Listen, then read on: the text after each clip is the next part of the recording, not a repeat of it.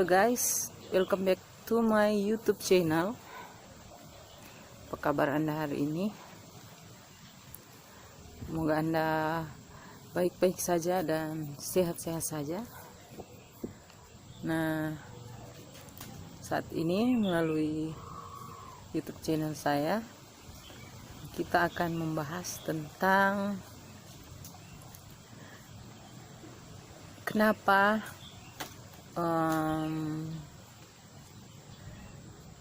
kita sebagai hamba Tuhan atau orang-orang yang rohani atau aktivis gereja, pada saat kita melayani orang, pada saat kita menangani orang, jadi kita seakan-akan tidak mampu, seakan-akan kita tidak, sepertinya kita tidak punya harapan, misalkan orang itu akan bertobat atau tidak. Jadi kita merasa hopeless, merasa seperti tidak ada harapan.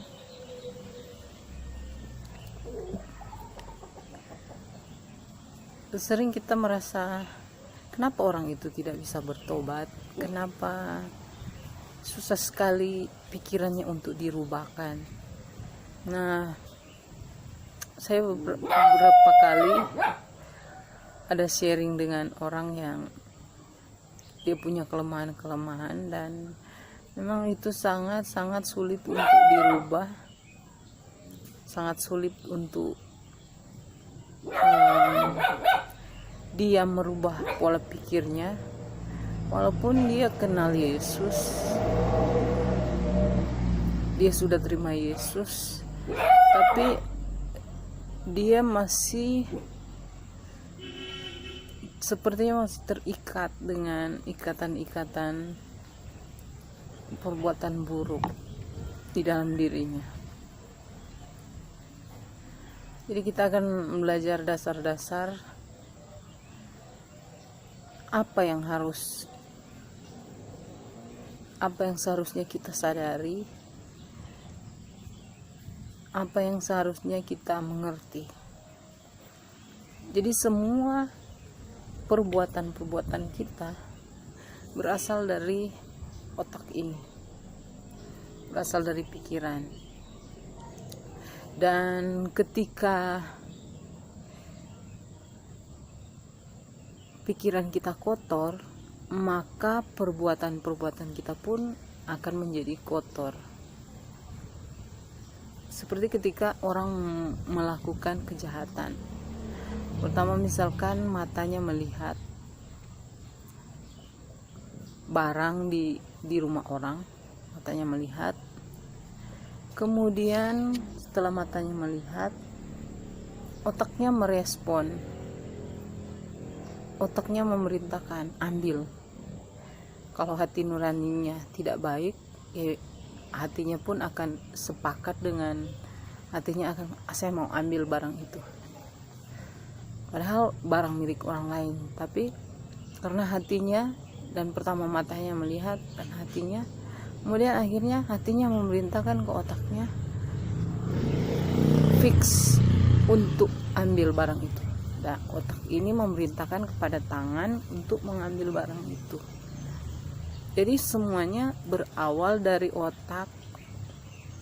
Dan pada saat Tuhan Yesus menyelamatkan kita, Tuhan Yesus memanggil kita,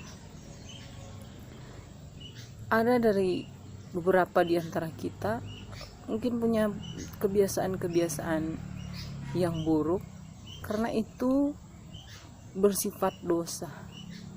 Dan kalau kita tahu bahwa kita telah berdosa dan kita butuh Tuhan, sebaik apapun perbuatan kita juga, kalau kita tidak fokus kepada Tuhan, kalau kita tidak minta anugerah dari Tuhan,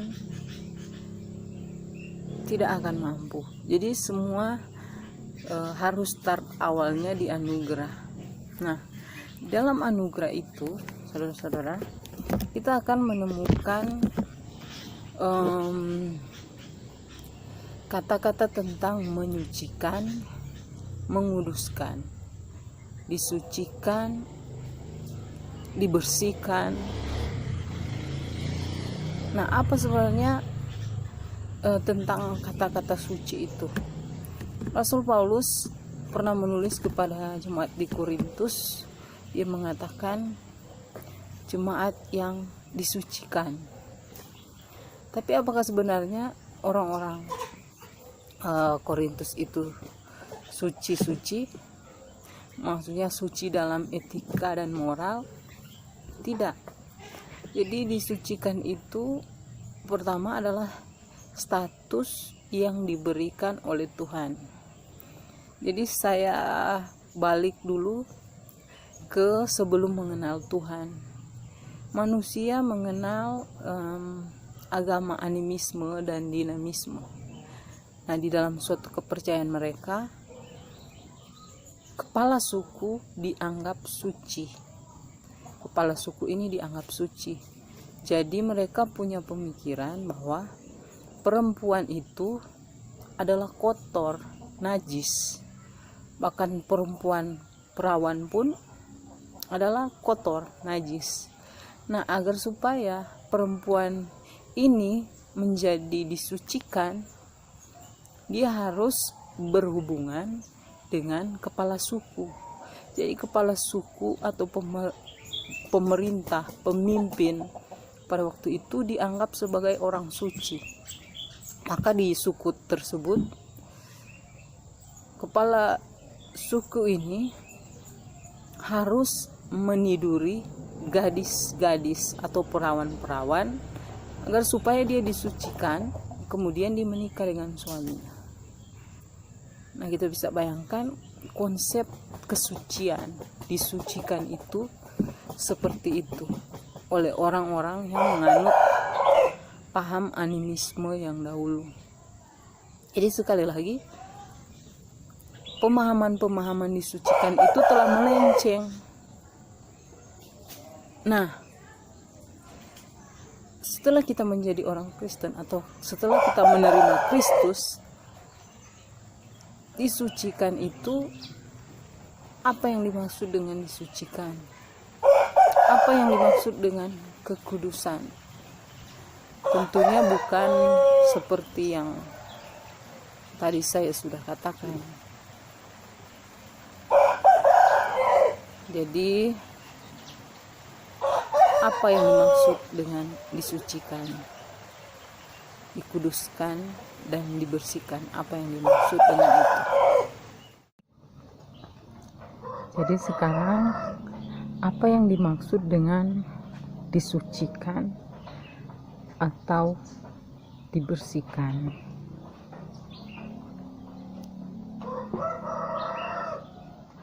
Apa yang akan dibersihkan atau apa yang akan disucikan?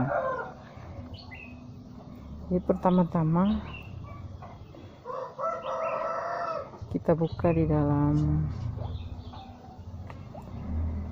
Ibrani pasalnya yang ke-10 ayat 22. Ibrani pasal 10 ayat yang ke-22 saya baca. Karena itu, marilah kita menghadap Allah dengan hati yang tulus ikhlas dan keyakinan iman yang teguh, oleh karena hati kita telah dibersihkan dari hati nurani yang jahat, dan tubuh kita telah dibasuh dengan air yang murni. Jadi yang dibersihkan pertama adalah hati nurani kita yang jahat. Jadi sekali lagi saya bilang, tadi seperti misalkan orang melihat barang, kalau dia punya hati nurani yang jahat, pasti dia memerintahkan otaknya untuk mencuri, dan otaknya tersebut memerintahkan tangan untuk mengambil. Mengapa? Karena dia punya hati nurani yang jahat. Nah, ayat 1 Petrus 3 ayat 21, 1 Petrus 3 ayat 21 kita baca. 1 Petrus 3 ayat 21, juga kamu sekarang diselamatkan oleh kiasannya, yaitu baptisan. Maksudnya bukan untuk membersihkan kenajisan jasmani, melainkan untuk memohonkan hati nurani yang baik kepada Allah oleh kebangkitan Yesus Kristus. Jadi untuk memohonkan hati nurani yang baik. Sekali lagi, tadi hati nurani yang jahat. Nah, sekarang kita dibersihkan, dikuduskan, disucikan untuk memohon hati nurani yang baik. Jadi yang dibersihkan bukan tubuh jasmani kita. Jadi Tuhan membersihkan kita bukan dimandikan pakai sabun, ya, bukan seperti itu. Tetapi yang akan dibersihkan adalah hati. Jadi hati nurani yang jahat menjadi hati nurani yang baik. Karena semua berakar dari hati. Sekali lagi, hati memerintahkan otak, dan otak memerintahkan tangan untuk melakukan hal yang tidak baik. Jadi apa yang akan dibersihkan atau apa yang akan disucikan, yaitu hati. Melalui hati kita dan otak kita. Dan kemudian siapa yang mampu membersihkan hati ini? Jadi ini yang penting. Siapa yang mampu membersihkan hati ini? Yaitu yang mampu membersihkan hati dan pikiran kita adalah Yesus sendiri. Pertama melalui Roh Kudus. Siapa yang menyucikan, siapa yang menguduskan? Proses pertama yaitu dari Tuhan sendiri.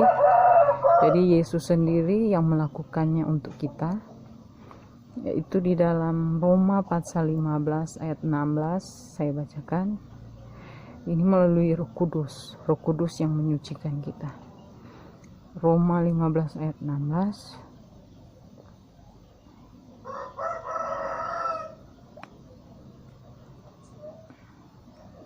Jadi kita baca dulu dalam Roma 15 ayatnya yang ke-16.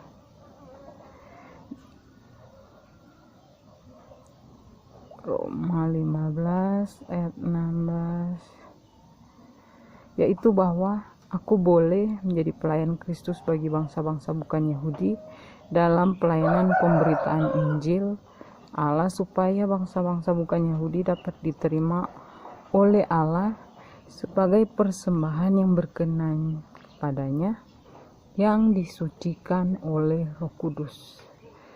Yang disucikan oleh Roh Kudus. Jadi siapa yang menyucikan kita adalah Yesus sendiri melalui Roh Kudus. Roh Kudus menyucikan kita. Nah, kemudian yang kedua yaitu melalui firman. Efesus 5 ayat 26 sampai 27. Efesus 5 ayat 26-27. untuk menguduskannya sesudah ia menyucikannya dengan memandikannya dengan air dan firman. Sekali lagi, untuk menguduskannya sesudah ia menyucikannya dengan memandikannya dengan air dan firman. Lagi dengan air dan firman, supaya dengan demikian ia menempatkan jemaat di hadapannya dengan cemerlang, tanpa cacat atau kerut atau yang serupa itu, tetapi supaya jemaat kudus dan tidak bercela. Jadi yang kedua, dengan firman, Tuhan menyucikan, menguduskan kita dengan firman. Dan yang ketiga, Dia menguduskan kita dengan darah Yesus sendiri. Ibrani 13 ayat 12. Jadi Ibrani 13 ayat 12.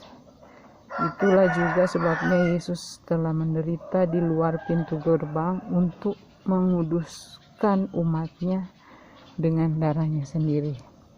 Sekali lagi, untuk menguduskan umatnya dengan darahnya sendiri. Jadi yang disucikan adalah hati kita, pikiran kita, dari hati yang jahat menjadi hati yang baik. Dan itu semua proses pertama dilakukan oleh Yesus, yaitu Dia menyucikan dengan Roh Kudus, dengan firman-Nya, dan dengan darahnya. Nah, kemudian apakah berhenti di situ? Tidak, saudara-saudara. Seperti kita baca di dalam 1 Korintus pasalnya yang ke-1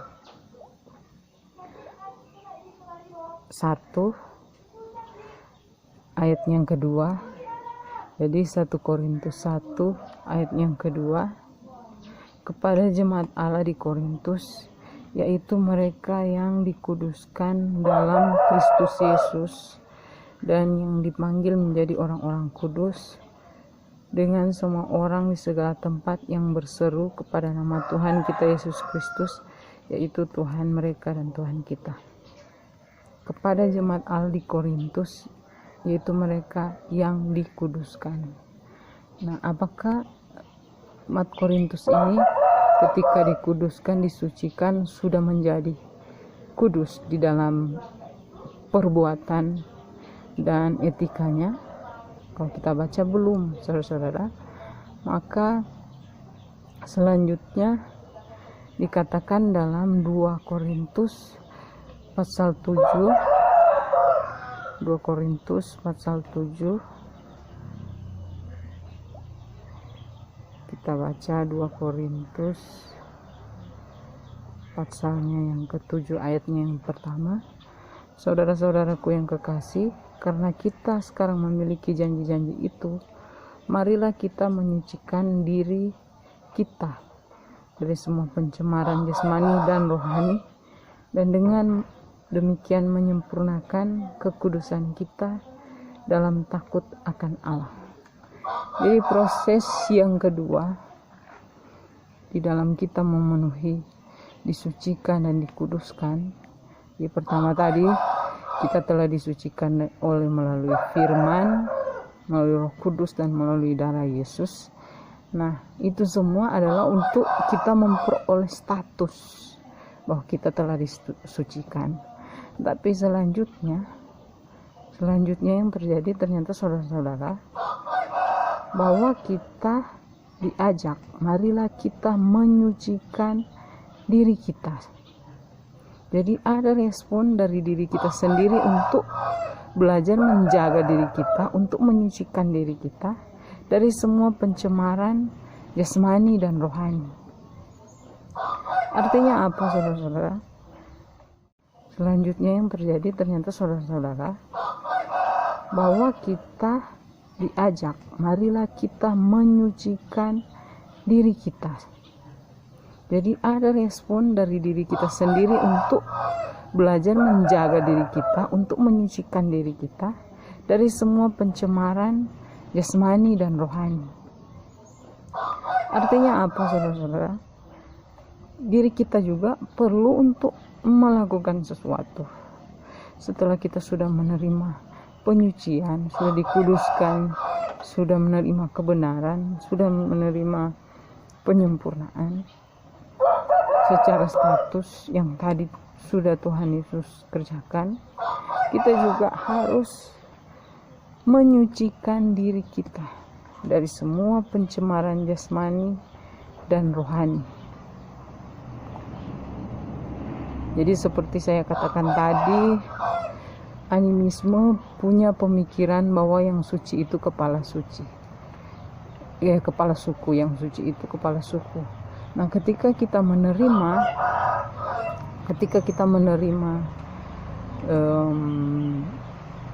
penyucian, kita dibersihkan dari polusi itu, pemikiran seperti itu. Nah, sekarang kita melangkah ke selanjutnya. Kita tidak tetap dalam pemikiran yang seperti tadi. Misalkan yang suci itu hanya kepala suku dan dia harus meniduri, itu adalah pemikiran yang kacau, yang sangat kotor dan sangat tidak baik. Jadi itu semua harus dirubah. Jadi kita pun berperan di dalamnya. Kemudian di dalam Wahyu pasal 22 ayat 11, barang siapa yang berbuat jahat, biarlah ia terus berbuat jahat. Barang siapa cemar, biarlah ia terus cemar. Barang siapa yang benar, biarlah ia terus berbuat kebenaran. Dan kita perhatikan ini, barang siapa yang kudus, biarlah ia terus menguduskan dirinya. Sekali lagi, barang siapa yang kudus, biarlah ia terus menguduskan dirinya. Jadi proses ini, pengudusan ini terjadi dalam diri kita sendiri. Tuhan sudah berikan kekudusan, status kita sudah ada, kita sudah kudus, kita sudah suci, kita sudah sempurna. Tapi selanjutnya dikatakan, barang siapa kudus, biarlah ia terus menguduskan dirinya. Nah, mungkin Anda akan berkata dan bertanya, kenapa? Apakah tidak cukup Yesus telah mati? Apakah kita tidak cukup dengan sudah disucikan oleh Roh Kudus? Bayangkan, oleh 3 elemen, kudus, firman, dan darah Yesus. Apakah tidak cukup? Apakah tidak cukup? Mungkin Anda akan berkata seperti itu. Ya, kalau menurut saya, saudara-saudara, dan menurut firman, itu akan cukup kalau kita di surga.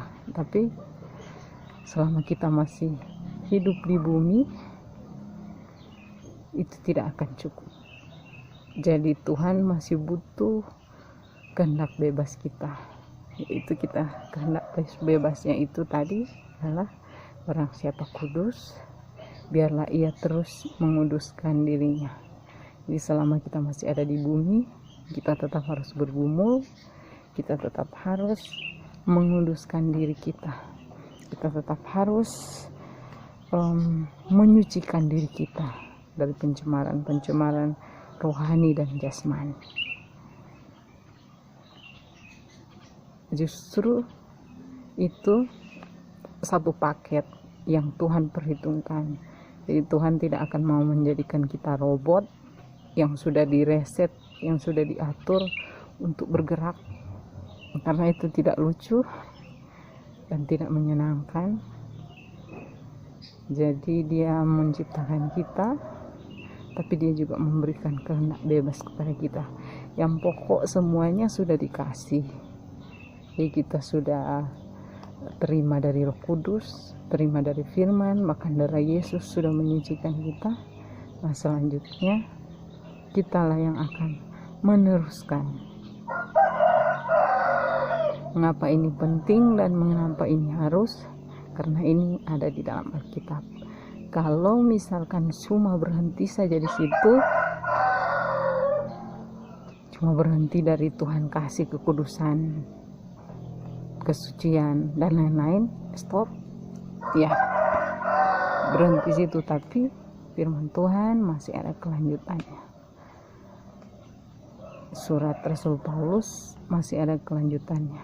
Jadi surat Rasul Paulus Rasul Petrus melalui ilham dari Roh Kudus menyatakan bahwa masih ada kelanjutannya, yaitu kita harus menguduskan diri kita sendiri juga.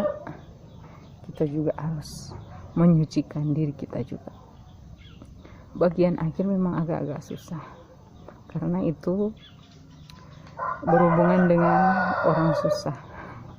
Jadi kita adalah manusia-manusia yang susah, tapi kita harus pandang bagian yang pertama yang sudah dikerjakan oleh Roh Suci, Roh Kudus, Firman, dan darah Yesus. Itu adalah kekuatan kita. Jadi kita harus tetap memandang itu.